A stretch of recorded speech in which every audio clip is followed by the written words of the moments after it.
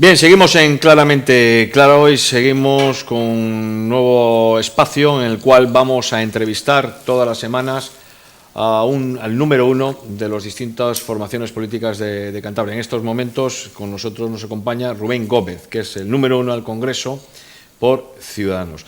También nos acompaña compañeros de la prensa, David Laguillo, Jesús Herrera y Javier Barbero. David, cuando quieras. Sí, le quería preguntar si sale usted elegido para el Congreso por Cantabria, ¿qué propuestas va a pedir usted en Madrid para hacer cambios en la economía cántabra, pero más en concreto para mejorar el empleo en Cantabria? Bueno, eso más que desde el Estado, que también evidentemente tiene competencias, ahí hay mucho recorrido que hacer desde aquí, desde Cantabria, donde en los últimos años no se está haciendo absolutamente nada. Hay una cosa que es fundamental para nuestras empresas aquí en Cantabria, y es que el tipo de empresa que tenemos, que todavía tenemos, que esperemos seguir manteniendo durante muchos años, son altas consumidores energéticos. Es decir, son empresas fundiciones en su mayoría, que son grandes consumidores de energía, y evidentemente el alto coste energético pues las afecta mucho a sus gastos, y eso les lleva a que los márgenes que tengan pues se reduzcan, y en algunos casos pues estamos viendo como recientemente hay alguno de los casos que está planteando incluso un expediente de regulación de empleo. Pero más que el Estado, que evidentemente tiene que apoyar a las comunidades autónomas con cuestiones de ese tipo, cuestiones de infraestructuras. Yo hace poco hablaba con una empresaria de esta región que me decía que la diferencia entre tener su empresa en Bilbao o tenerla aquí en Cantabria, a la hora de enviar su producto al extranjero, era un día de diferencia. Enviarla en Bilbao le costaba un día menos que enviarla desde aquí, desde Cantabria, y eso evidentemente son costes también para el propio empresario que quiere exportar su producto. Eso se consigue mejorando las infraestructuras, y ahí sí dependemos del Estado, que era lo que comentábamos antes, de la importancia del corredor del Atlántico, la importancia de esa conexión con Bilbao que nos lleva a Europa, que nos acerca al Mediterráneo, no solamente en cuanto a pasajeros, sino también sobre todo en cuanto a mercancías, que es lo fundamental para nuestras empresas. Pero ahí después es donde no podemos quitarle la responsabilidad al Gobierno de Cantabria. Hoy en día, que tenemos vamos hacia un camino donde lo que importa es ese valor añadido, donde lo que importa son esas nuevas tecnologías, ahora mismo estamos en una región donde en su gran mayoría no tenemos conexión a Internet, que es algo fundamental. Cada vez que viene aquí Luis Garicano siempre pone el mismo ejemplo. ¿Cuántos altos ejecutivos holandeses, el que ha vivido mucho tiempo en Holanda, estarían encantados de tener un paisaje como el de Cantabria, poder trabajar desde su casa con su ordenador? Pero claro, para eso necesitan en primer lugar una conexión de banda ancha suficiente, y eso en Cantabria no lo tenemos. Eso no es responsabilidad del Estado, eso es responsabilidad de este gobierno regional, que ha estado durante 4 años desaparecido. Ahora nos quiere contar que la solución va a ser reabrir una mina de zinc, pero no ha hecho absolutamente nada. Entonces, ¿el Estado puede ayudar? Sí, como digo, puede ayudar con la cuestión de rebajar el coste energético de las grandes consumidoras que tenemos en Cantabria, con infraestructuras para mejorar esa competitividad de las empresas. Pero no le quitemos responsabilidad a un gobierno regional que es fundamental, si lo hace bien, para conseguir ese empleo y fomentarlo. En el sentido de que usted ha comentado algo sobre las nuevas tecnologías, yo quiero plantear la disyuntiva de que los sectores, entre comillas, anticuados, que usted nos acaba de explicar, suelen generar habitualmente empleo de alta calidad, mientras que, por el contrario, las nuevas tecnologías generan empleo precario y de muy baja calidad. Y su partido, a nivel nacional, ha generado bastante polémica en cuanto al conflicto del taxi, por su apoyo en concreto a una de estas plataformas. ¿Qué harán ustedes para que no lleguemos a la uberización de los empleos?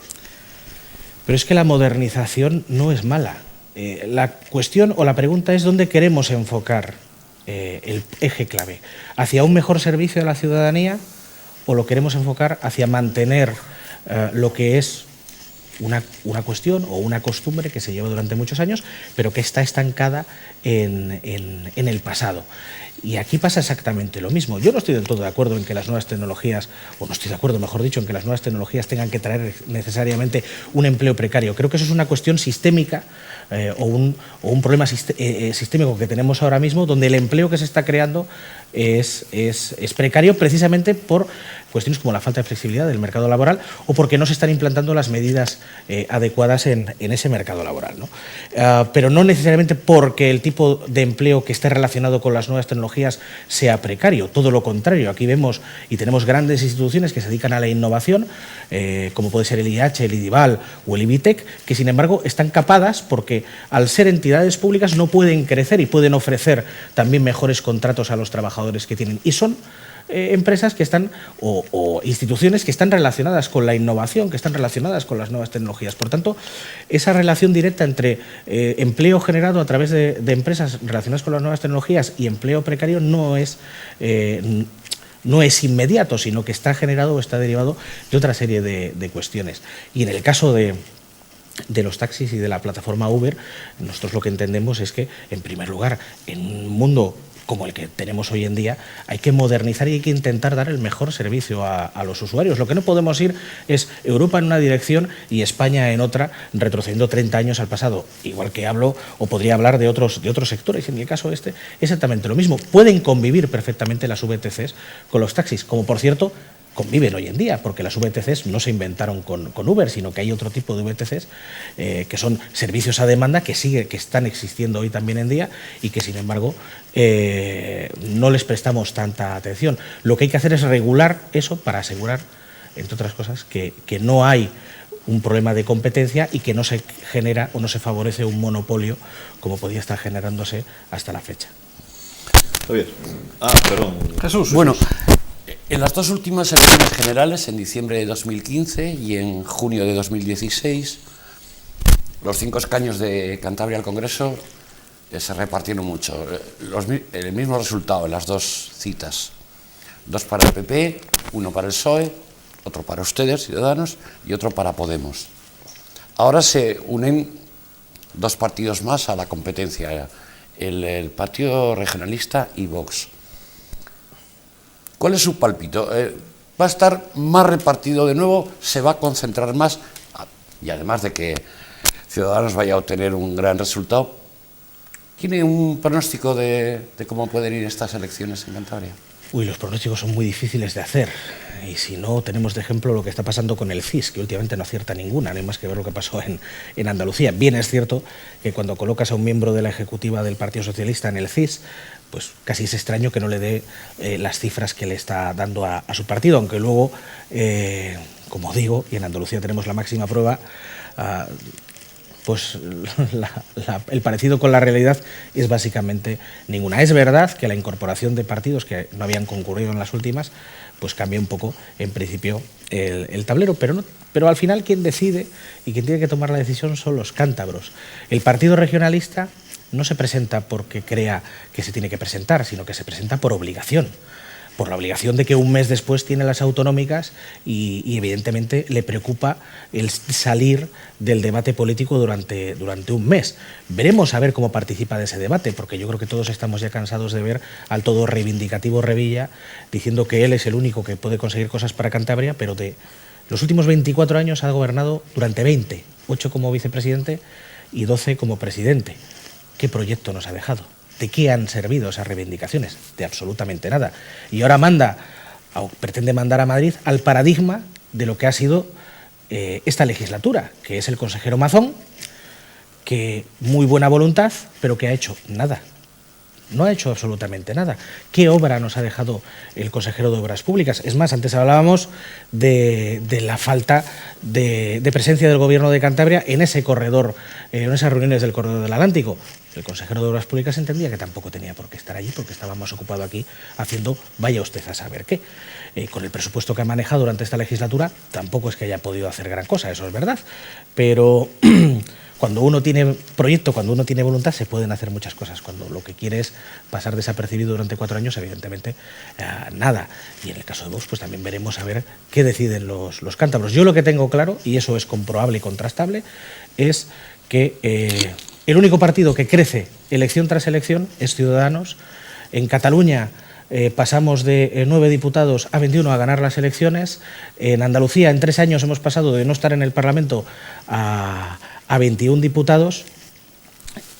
Y a pesar de que a veces las encuestas pues se equivocan con nosotros y nos pretenden hacer ver que no podemos conseguir o no podemos aspirar a lo que realmente nosotros entendemos que podemos llegar, que es a ganar unas elecciones, en este caso nacionales, que son las primeras que nos vienen. Cada vez que hay unas elecciones, Ciudadanos rompe esas barreras, rompe esos moldes y demuestra que la encuesta que vale, aunque esto es una frase muy manida, es la del día de las urnas, cuando el ciudadano mete el voto en las mismas. Javier.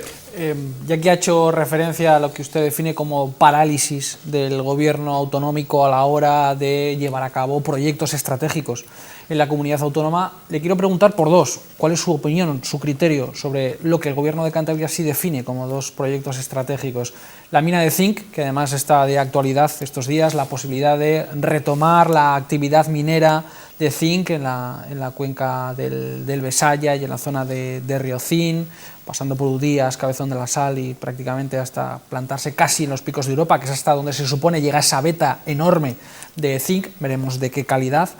Si ustedes consideran que es un proyecto estratégico de la comunidad autónoma a corto o a medio plazo, o si simplemente estamos hablando de humo, punto número uno. Y luego otro proyecto estratégico en el que el Partido Popular y el Partido Regionalista tuvieron dos posiciones antagónicas, que es el polígono de La Pasiega. El gobierno regional se empeña en demostrar, también corroborado por la opinión del presidente de la autoridad portuaria, por Jaime González, de que es inevitable la expansión del puerto de Santander hacia el interior, hacia ese puerto seco en el que se descarguen, entre otras mercancías, millones de vehículos que vienen de la meseta, de la fábrica y de las factorías de Valladolid, en ese polígono de La Pasiega. El Partido Popular, a través del anterior ministro de Fomento, Íñigo de la Serna, consideraba que todavía había espacio en el puerto, espacio suficiente como para que este se pudiera ampliar y para que pudiera seguir pegando bocados al mar, que es algo que el presidente de la autoridad portuaria, Jaime González, no ve en ningún caso. Considera que al mar ya no se le pueden ganar más metros y que el puerto debe ampliarse hacia adentro. Su opinión: mina de zinc y polígono de La Pasiega, ¿dos proyectos estratégicos a futuro o dos proyectos que no son más que papel mojado? Sobre la mina de zinc. El problema de la mina de zinc es que, en primer lugar, tendrán que empezar las prospecciones para comprobar si realmente es interesante el material que hay bajo tierra o no, cosa que todavía no ha empezado. Aún así, cuando Miguel Ángel Revilla llega y nos anuncia miles de puestos de trabajo y que justo, curiosamente, antes de las elecciones se va a empezar a mover todo, pues a mí me recuerda a los viejos proyectos del pasado, de esos que decía antes, que dónde han quedado: GFB, la Fundación Comillas, que nos cuesta a día de hoy 6 millones de euros a todos los cántabros para que haya 8 alumnos al año, 8 alumnos, la Ciudad del Cine, etcétera, etcétera, etcétera. ¿Dónde han quedado esos proyectos? A mí lo que me da miedo es que nos hagamos nuevamente ilusiones, visto el historial del presidente Revilla, en un proyecto que nuevamente vaya a quedarse en humo. Y lo cierto es que a día de hoy no hemos visto nada, absolutamente nada más que buenas intenciones. No han empezado las prospecciones, parece ser que hay una guerra en el bipartito entre medio ambiente e industria para ver si se dan los permisos o no, pero claro, estamos hablando al final de que todo esto se tiene que hacer siempre con la vigilancia de que se cumplen las normas medioambientales, porque no estamos hablando de cualquier cosa. Por tanto, a mí me cuesta ver cuando además coinciden las fechas que coinciden cada 4 años. Antes de elecciones, Miguel Ángel Revilla nos vende el proyecto del siglo que nos va a sacar de la situación económica en la que estamos. Por tanto, soy muy escéptico con respecto a la mina de zinc. Fuera parte que no puedo dejar de pensar que si en el siglo XXI los problemas de Cantabria se solucionan a través de volver a una mina de zinc que ha estado decenas de años cerrada, pues me parece que para este viaje no necesitábamos estas alforjas. Me refiero al gobierno, no necesariamente a la mina. Y sobre La Pasiega, yo no discuto que sea una cuestión estratégica para Cantabria y que sea muy necesaria. Me genera dudas el hecho de que tenga que ser a escasos kilómetros del puerto, cuando, por ejemplo, el puerto de Bilbao tiene precisamente un centro logístico como La Pasiega en la zona de Burgos, no al lado del puerto. Aún así, si a mí el gobierno me justifica que tiene que ser ahí porque es el mejor sitio, perfecto, yo no tengo que decir nada. Pero me lo tiene que justificar y hasta ahora no lo han hecho. Es más, en el Parlamento yo mismo he pedido en muchas ocasiones que me justifiquen esa demanda que ellos dicen de cientos de empresas. También hablaban de cientos de empresas para el año jubilar lebaniego, no vino ninguna a patrocinarlo. Y con La Pasiega lo mismo, cientos de empresas nos insinúan que vienen grandes multinacionales, yo todavía no he visto ninguna que quiera instalarse en La Pasiega. Bueno, pero más allá de las empresas que pueda haber, el presidente de la autoridad portuaria sí que pide, ¿no?, una ampliación interior del puerto. Presidente de la Autoridad Portuaria, que vive en una situación un poco extraña, porque es el gobierno de Cantabria el que le propone, aunque él depende directamente de Madrid. Por eso en la época de Íñigo de la Serna, el hombre no sabía si ir para adelante o para atrás, porque claro, ¿a quién hago caso? ¿Al que me ha propuesto o al que me ha nombrado? ¿No? Pero más allá de todo eso, e incluso dando validez a ese hipotético interés en la pasiega, hay una cosa que es incuestionable.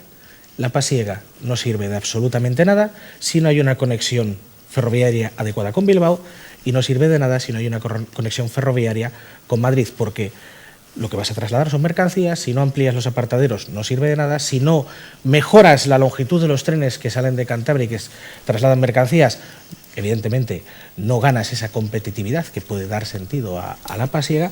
Y por tanto, si desde el Gobierno nacional no se apuesta por esas conexiones, esas infraestructuras de las que hablábamos antes, la pasiega no vale para absolutamente nada. Y por eso, una vez más, Miguel Ángel Reviño lo que nos está vendiendo es pues un proyecto faraónico en el que pretende invertir 200 millones de euros de todos los cántabros antes de saber si va a poder ser una realidad, porque antes de pasar el carro hay que pasar los bueyes, y eso son esas infraestructuras, como hizo, por cierto, y lo comentaba antes, en la Fundación Comillas. Y ahora los cántabros pagamos 6 millones de euros todos los años de nuestros impuestos para que haya 8 alumnos. Señor Gómez, a mí me pone muy nervioso, por no decir otra cosa, estos políticos que nos meten en un déficit y para salir del déficit aumentan los impuestos para gastar más y generar más déficit. Para mí me parecen unos incompetentes, por no decir unos inútiles. En materia de impuestos, Ciudadanos, ¿qué opina? Bueno, más que palabras, hechos. Y los hechos, además, son bien recientes. En estos últimos presupuestos que hemos apoyado del gobierno PRC-PSOE, la condición sine qua non, que en principio no estaban muy por la labor, sobre todo el Partido Socialista, llevarla a cabo, fue eliminar el impuesto de sucesiones y donaciones, como así se hizo para los grupos 1 y 2. La primera bajada de impuestos en más de una década que se produce en Cantabria. Gracias a ese acuerdo de presupuestos y gracias a las exigencias de Ciudadanos, los cántabros desde el 1 de enero pagan menos impuestos que el año pasado. En una legislatura en la que además el PSOE y el PRC lo único que han hecho ha sido precisamente subir impuestos. Y pongo otro ejemplo, que fueron los presupuestos que presentó Pedro Sánchez poco tiempo después, en los que precisamente se subía el IRPF, en los que precisamente se pretendía subir impuestos. Es más, la ministra Calvo insinuó ante los acuerdos a los que iba llegando Ciudadanos para eliminar ese impuesto de sucesiones y donaciones. Lo conseguimos en Andalucía y también en Cantabria, gracias en ambos casos a la presencia de Ciudadanos, en Andalucía en el apoyo al gobierno y aquí el apoyo a esos presupuestos. Anunció que se estaba planteando quitarle esa autonomía a las comunidades autónomas para decidir sobre el impuesto de sucesiones y donaciones, lo cual me parece que es precisamente, como bien has dicho, una tropelía que no se puede consentir, el hecho de que quieran cubrir el más gasto o el mayor gasto, que en muchas ocasiones va derivado solamente a pagar la fiesta del chiringuito de amiguetes, que son las empresas públicas, y la infraestructura que tienen creado los partidos en la administración, en vez de revertirlo en sanidad, en educación, en servicios sociales, que es a donde debiera ir destinado ese dinero. David. Bueno, he dejado para el final la pregunta con la que creo que podemos obtener una definición más clara de la persona que estamos entrevistando, y esa pregunta sería: ¿qué opina usted de la figura del político profesional, esta persona que va encadenando cargos, generalmente en el mismo partido? ¿Y no cree usted que debería haber una especie de limitación en el caso de la vida política para que no viviésemos casos, no voy a dar ningún nombre, pero vamos, todos conocemos muchos nombres en diferentes partidos de personas que se jubilan con 30 o 40 años sin haber cotizado ni un solo día fuera de la vida política? Ya no solamente es por ese problema que evidentemente existe y está ahí, sino es que además tenemos muchos ejemplos.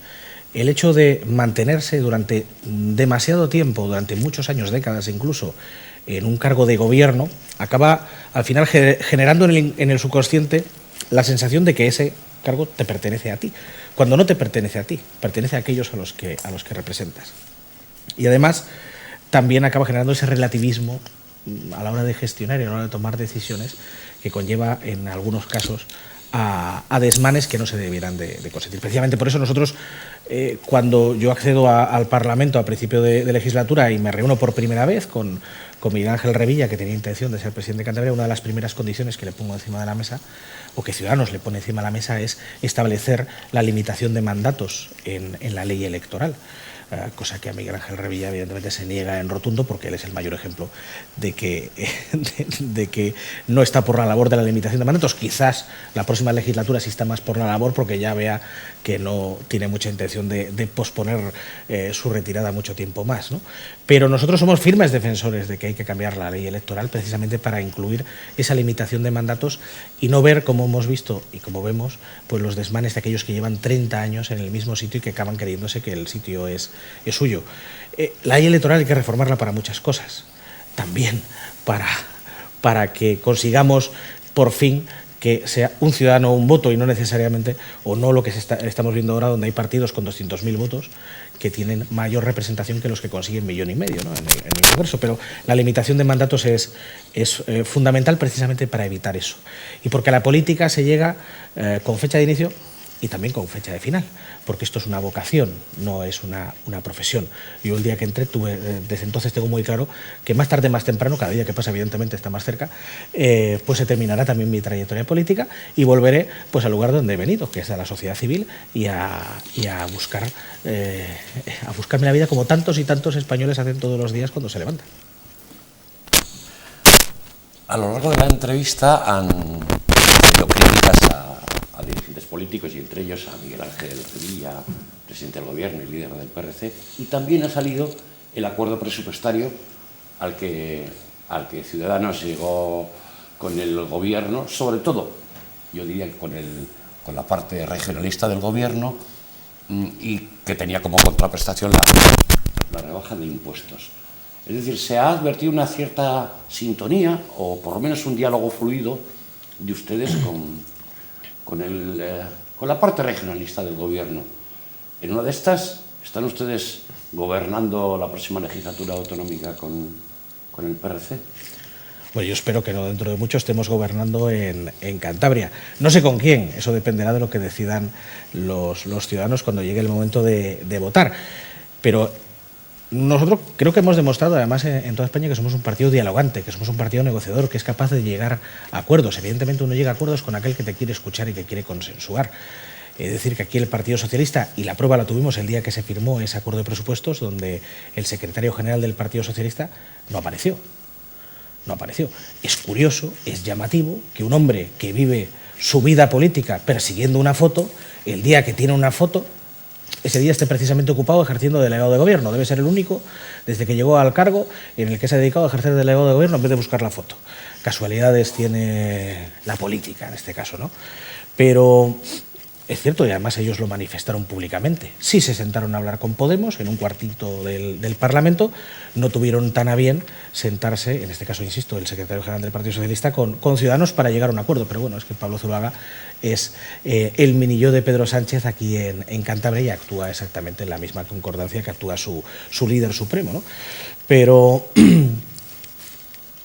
nosotros negociamos y llegamos a acuerdos con aquellos que están dispuestos a llegar y, evidentemente, a aceptar también las condiciones que ponemos encima de la mesa. El Partido Socialista yo creo que hizo todo lo que estuvo en su mano porque ese acuerdo no se cumpliera, porque ese acuerdo no llegara y, por suerte, no les quedó más remedio, entre otras cosas, porque las exigencias de Ciudadanos eran, creo que lógicas, eran sensatas y eran buenas para los cántabros y finalmente se pudo firmar ese acuerdo. ¿Y es un indicio para el futuro ese acuerdo? No sé si es un indicio para el futuro, cuando llegue el momento se verá. Aquí lo importante no es tanto, y nosotros ya digo que lo hemos demostrado en Andalucía, pactando con el Partido Socialista, en Madrid, pactando con el Partido Popular, que lo importante no es tanto el con quién, sino lo importante es para qué. Y eso es lo que nos sentamos a hablar cuando llegamos a una negociación. ¿Para qué? ¿Qué es lo que vamos a pactar? Luego el con quién pues es circunstancial y depende también de cómo esté la situación que salga después de las urnas. Pero lo importante es para qué. Hay otros que lo que hacen es pactar para quién. Y desgraciadamente el Partido Socialista a nivel nacional, y aquí en Cantabria tiene pinta que va a seguir también esa línea, viendo cómo actúa su secretario general y candidato a a presidente de la comunidad, Pablo Zuloaga, tiene pinta de que van a anteponer ese para quién al para qué. Y eso, evidentemente, complica que Ciudadanos pueda llegar a un acuerdo con ellos. No es imposible, pero, como digo, lo complica. Como candidato de Cantabria al Congreso por Ciudadanos, teóricamente y a tenor de los vaticinios de las encuestas, usted no debería tener demasiados problemas para obtener el acta de diputado, teóricamente, aunque ni a ustedes ni a los periodistas nos gusta hablar mucho de política ficción. Bueno, a los periodistas a veces sí, pero es un pequeño pecado que llevamos dentro.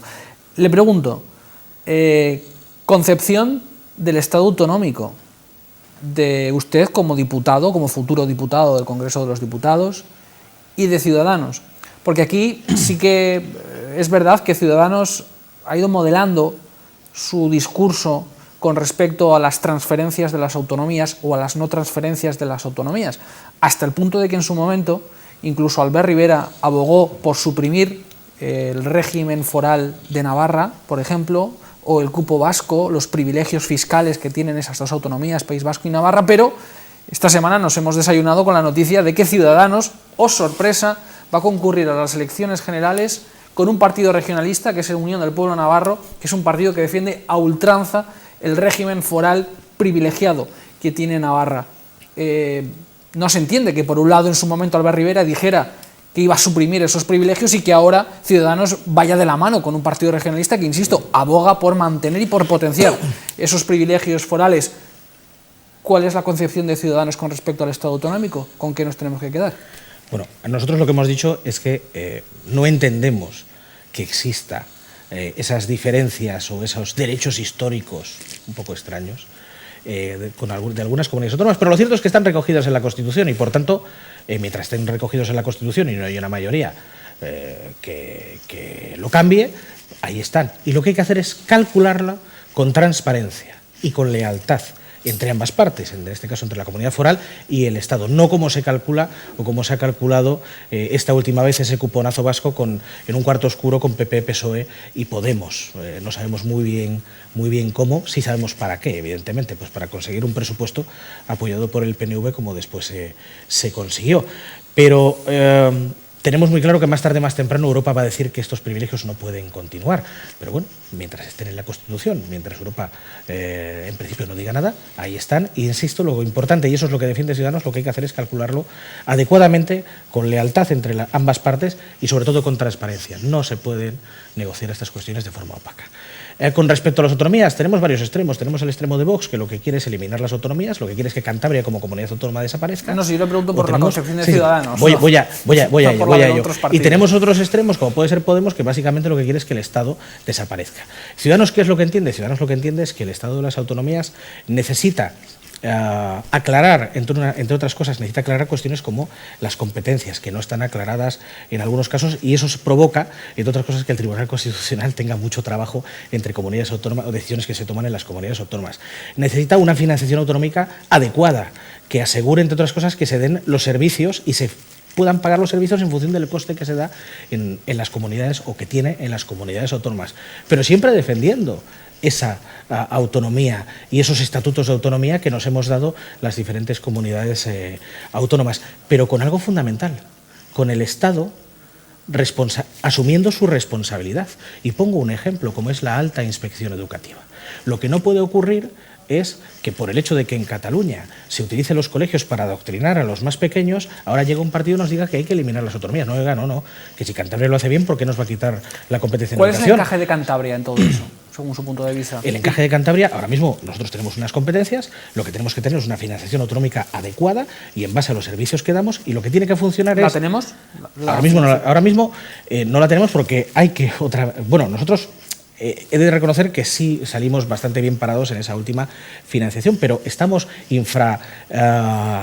infrafinanciados con respecto a sanidad, con respecto a algunas de las materias que tenemos encima de la mesa, a pesar de que el presidente Revilla dice que no, que recibimos mucho dinero. No. Hay que calcular cuál es el coste de los servicios y se ha de financiar a las diferentes comunidades en base a eso. Hay otras comunidades que hay que reconocer que están peor situadas que nosotros y eso lo tenemos que reconocer, pero eso no quiere decir que tengamos que salir perjudicados. Y después, como digo, el Estado tiene que ser responsable para asegurarse de que la mala gestión en una comunidad autónoma no afecta a sus ciudadanos. Y que, insisto, en casos como el de Cataluña, no se utilizan las escuelas para auxiliar. Para eso están herramientas, como marca la Constitución, como la alta inspección educativa. O que no ocurra, como está ocurriendo ahora mismo, que si cualquiera de nosotros nos vamos de vacaciones a Valencia, y pongo el ejemplo por ponerle, y tenemos que ir al hospital, resulta que nos consideran desplazados. Pues oiga, yo no soy desplazado dentro de mi propio país, no se me puede considerar así. Pago impuestos como el resto de los ciudadanos de este país, soy ciudadano de este país, y me tienen que atender. Para esas cuestiones es donde el Estado tiene que actuar y tiene que asegurarse de que no ocurran esas cuestiones. Pero evidentemente las comunidades autónomas tienen unas competencias en el marco de sus estatutos de autonomía, en el marco de la Constitución, y Ciudadanos defiende evidentemente esa estructura que nos hemos dado entre todos, que es mejorable y que precisamente es hacia ahí, hacia donde tenemos que ir. Muy bien, pues es el primer programa especial de Claramente Claro, elecciones 2019, elecciones generales. Cada semana tendremos a un representante de una formación política de esta comunidad autónoma, un número 1 que nos represente o que se presente a las próximas elecciones, como digo, en el Congreso de los Diputados. Esta vez hemos tenido a Rubén Gómez, número 1, candidato número 1 por Ciudadanos de la región de Cantabria. Muchas gracias. Un placer. Muchas gracias por esa paciencia que ha tenido de aguantarnos. Hombre, al contrario, gracias a vosotros por vuestra paciencia. Bien, y a los compañeros de la prensa, muchísimas gracias, porque sin vosotros esto no hubiera sido posible. Gracias, buenas noches. Gracias a vosotros. Bien, pues muchas gracias a ustedes y nos vemos la próxima semana con otra entrevista a otro candidato.